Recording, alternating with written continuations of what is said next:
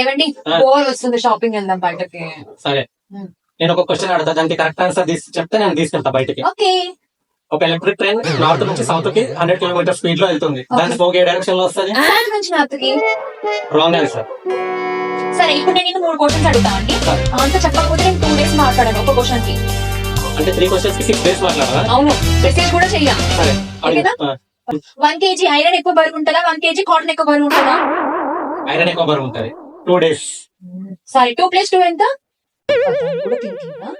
8. 4 days. సరే, ఇంత నా పేరేంటి?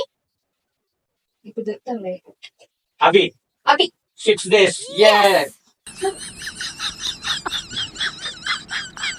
నో మెసేజ్, ఫోన్ కూడా చేయొద్దు, అక్కడ పెట్టేసి 6 days మాట్లాడదు నాకు.